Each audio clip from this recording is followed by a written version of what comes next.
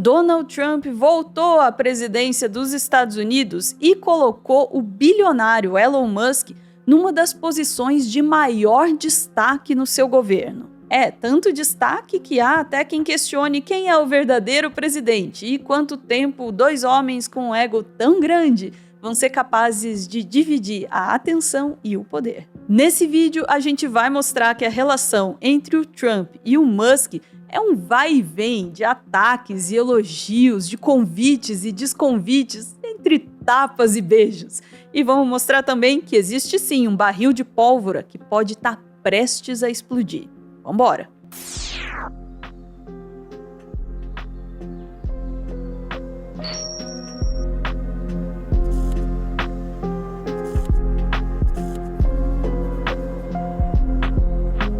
Vamos começar esse vídeo voltando para os anos de 2015 e 2016, antes do Trump se tornar presidente pela primeira vez.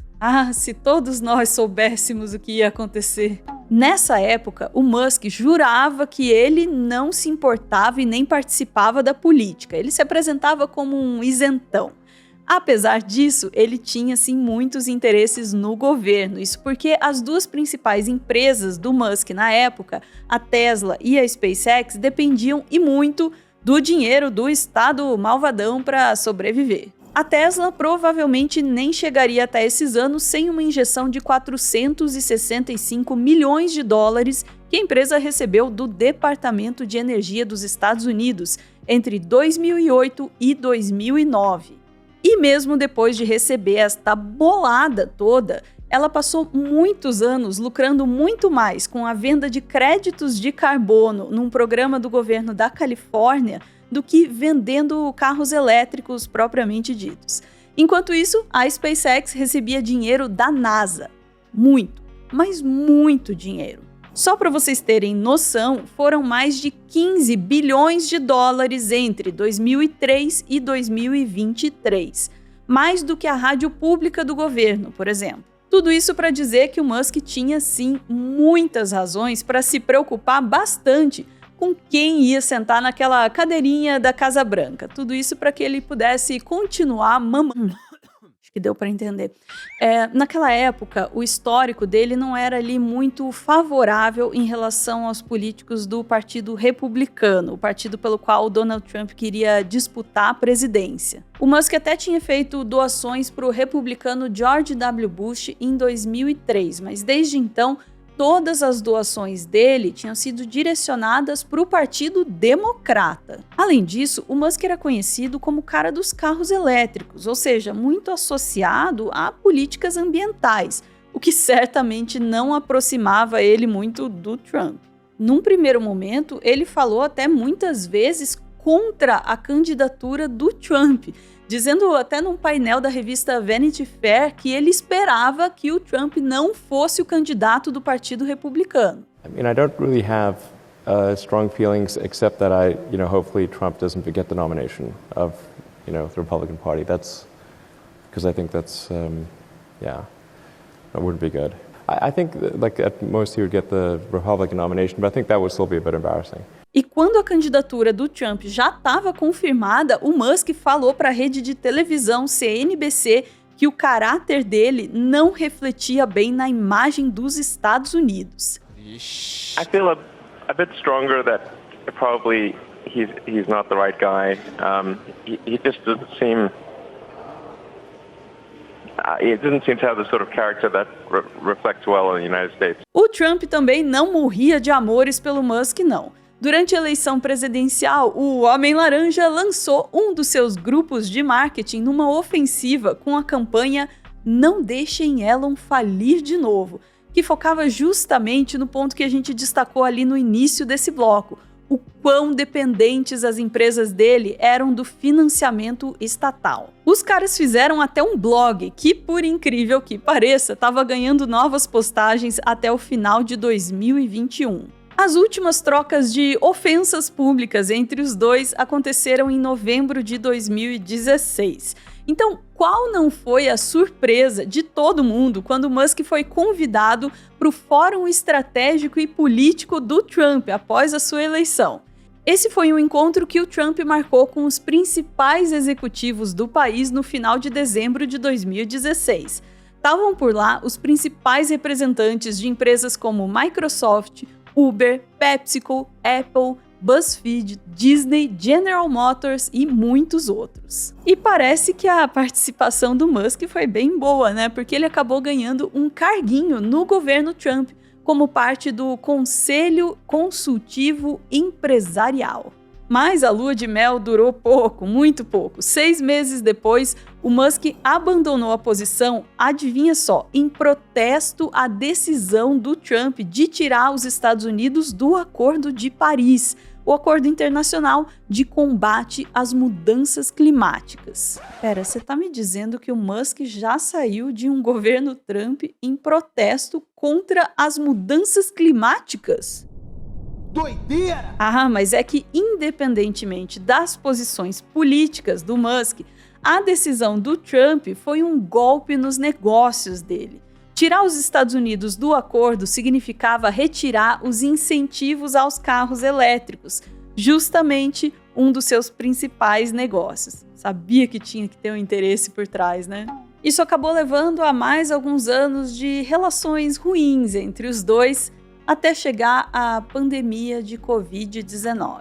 Tanto o Trump quanto o Musk adotaram uma postura negacionista diante da emergência sanitária, e ambos foram atacados pela imprensa por isso.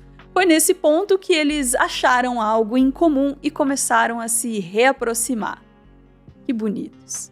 Unidos pelo apoio ao vírus. Outro ponto de contato entre os dois foram os incentivos do governo Trump à exploração espacial. Pois é, se o Trump estava prejudicando a Tesla por um lado, ele estava ajudando a SpaceX por outro. Nessa época, o Trump chegou a chamar o Elon Musk de gênio e chegou a comparar ele com Thomas Edison, o suposto inventor da lâmpada. You have to give him credit. I spoke to him very recently, and he's also doing the rockets. He likes rockets, and he does good at rockets too, by the way. I never saw where the engines come down with no wings, no anything, and they're landing. I said, I've never seen that before. And I was worried about him because he's one of our great geniuses, and we have to protect our genius. You know, we have to protect Thomas Edison, and we have to protect all of these people that came up with originally the light bulb and the wheel and all of these things. Mas esse namoro não aguentou até o fim do mandato do Trump. Pois é, até parece que o Musk estava interessado no poder e não na pessoa. Depois da invasão do Capitólio, em 6 de janeiro de 2021, o Trump se tornou uma figura radioativa. Ninguém queria ficar perto dele. Até o Twitter bloqueou a conta dele. O Trump respondeu criando a sua própria rede social, o Truth Social. O Musk, que também não queria se associar ao golpista, tirou sarro, dizendo que a rede do Trump era uma câmara de eco de extrema-direita. Não é irônico, considerando que um tempo depois o Musk transformaria o Twitter exatamente nisso? Volta para 2022 e o Trump não gostou nada e respondeu tirando sarro das negociações do Musk que ainda estavam acontecendo para a compra do Twitter, chamando ele de picareta. Elon is not going to buy Twitter. Where did you hear that before? From me. From a fake account. She says fake. A lot of them. Nah, he's got himself a mess. You know, he said the other day, I've never voted for a Republican. I said, I didn't know that. He told me he voted for me. So he's another bullshit artist, but he's not going to be buying it. A troca de farpas continuou, com o Musk dizendo que o Trump deveria pendurar o chapéu e velejar em direção ao pôr do sol. Bonito. Isso foi só para ele receber a resposta de que ele era um cara que só construía foguetes que não vão para lugar nenhum, carros sem motorista que batem, e ainda completou dizendo que o Musk era tão dependente de subsídios que seria capaz de ficar de joelhos e implorar se ele mandasse, na época em que ele era presidente. Mas o tempo foi passando e à medida em que o Musk deixava cada vez mais evidentes as suas posições de extrema-direita, isso foi conquistando o coraçãozinho do Trump e os dois voltaram a se reaproximar. Quando a compra do Twitter foi completada no final de 2022, o Musk reativou a conta do Trump. Daqui, a gente vai dar um salto para 2024, quando o Trump começa a se preparar para voltar à presidência. É o assunto do próximo bloco. No dia 15 de março é comemorado o Dia do Consumidor. Muita gente que trabalha no comércio já se empolga e faz aí a Semana do Consumidor. Mas a Insider não, a Insider foi além e transformou março inteiro no Mês do Consumidor. Fique esperto, porque nesse mês vai ter promoção diferente no site todo dia. E é claro, sempre aquelas roupas maravilhosas com tecnologia anti-odor, resistente a manchas e que desamassam no corpo, tudo que a Insider oferece. Adoro. Mas não para por aí. Se você usar o cupom METEORO que está aparecendo aí na sua tela, você garante 15% de desconto em qualquer produto da loja. Soma os descontos que já estão no site e você pode chegar até a 35% de desconto. Se você entrar usando o link que está na descrição e no comentário pinado desse vídeo, o cupom já vai ser adicionado automaticamente na sua compra. Você sabe o que vai acontecer se você entrar lá, né? Você vai receber roupa bonita e de alta qualidade. De quebra, ainda vai ajudar o Meteoro a continuar o nosso trabalho. Muito obrigada a você que está assistindo e a Insider pela super parceria.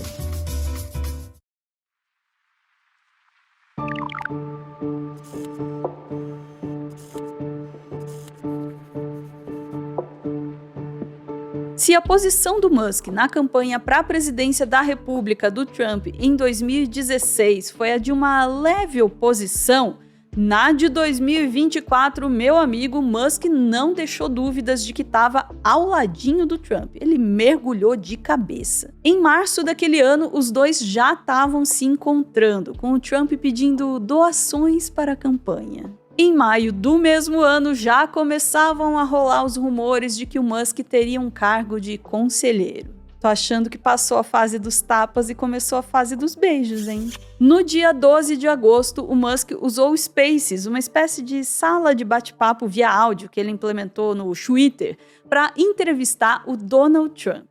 Foi um desastre completo. A plataforma não aguentou tantos acessos de uma vez e caiu, atrasando bastante o início do bate-papo. Eventualmente, a entrevista aconteceu e rolou mais um monte de bizarrice. Teve o Trump dizendo que a subida do nível do mar seria uma boa coisa porque a gente teria mais casas na beira da praia. You know, the biggest threat is not global warming, where the ocean's going to rise 1/8 of an inch over the next 400 years. And you'll have more oceanfront property, right? Teve também elogios a demissões em empresas. They go on strike and you say, that's okay, you're all gone. You're all gone, so every one of you is gone, and you are the greatest, you would be very good. Oh, you would love it. E teve também o Trump dizendo que iria acabar com o Departamento de Educação dos Estados Unidos se ele virasse presidente de novo. What I'm going to do, one of the first acts, and this is where I need an Elon Musk, I need somebody that has a lot of strength and courage and smarts. I want to close up Department of Education. E teve também, obviamente, muita mentira. No dia seguinte, a CNN dos Estados Unidos já tinha publicado uma matéria falando que encontrou mais de 20 mentiras na entrevista. E ainda jogou um shade dizendo que várias delas já tinham sido desmentidas várias vezes no passado. E por falar em mentiras, em setembro, o Musk usou o Twitter para ajudar na disseminação de uma das mentiras mais bizarras que rolou na campanha do Trump. E olha que foram muitas, né? A plataforma foi inundada de postagens dizendo que imigrantes ilegais haitianos estariam comendo os animais de estimação dos estadunidenses. Inclusive com um tweet do próprio Elon Musk, com imagem de IA de filhotinhos de pato e de gato. E fica pior, por incrível que pareça, fica pior. Depois da tentativa de assassinato do Trump durante um dos seus comícios, o Musk foi lá e perguntou por que ninguém estava tentando matar o então presidente Biden e a outra candidata à presidência, Kamala Harris. E para provar que a lei eleitoral é uma coisa que simplesmente não existe nos Estados Unidos, em outubro de 2024, já bem próximo das eleições, o Musk começou a sortear $1 milhão por dia para pessoas que assinassem um manifesto em apoio às políticas do Donald Trump. We are going to be awarding $1 million randomly to people who have signed the petition every day from now until the election. Rapaz, isso é compra de voto na cara dura. E há quem jure que os Estados Unidos são uma democracia. No final das contas, funcionou para os dois. O Trump foi eleito e o Musk ganhou ali o seu carguinho no DOGE, o Departamento de Eficiência Governamental. Mas o Musk passou a ter tanto destaque e teve uma responsabilidade tão grande na eleição do Trump que muita gente começou a se perguntar: afinal de contas, quem é o presidente dessa bagaça, hein?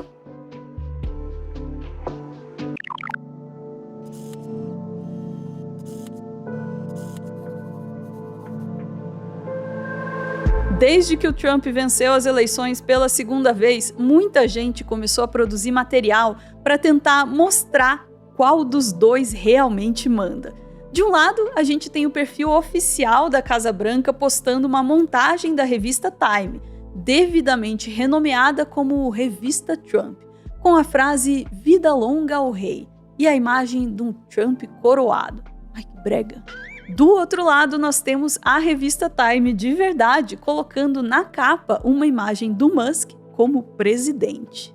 E de um terceiro lado, nós temos ainda um hacker que criou um vídeo usando uma IA com os dizeres "Vida longa ao verdadeiro rei" sobre a imagem do Trump chupando o dedão do pé do Elon Musk e fez isso rodar em todos os monitores de um prédio de um departamento do governo dos Estados Unidos. Desculpa por fazer vocês passarem por isso, eu mesma não queria ter visto isso, mas agora é tarde. Que nojo. Vídeos extremamente nojentos à parte, ambos já passaram por situações um tanto vexatórias nas mãos do outro. Antes mesmo de tomar posse, o Trump tirou um sarro do Musk no meio de uma convenção republicana no Capitólio.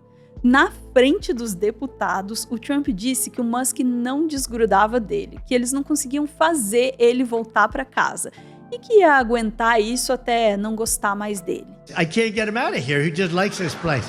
Por outro lado, o Musk levou um dos filhos dele para o Salão Oval durante uma entrevista só para todo mundo filmar o momento em que o menino diz para o Trump que ele não é o presidente e que ele não deveria estar ali. A significant part of the presidency is to restore democracy. This may seem that's a fantastic scenario for the average American.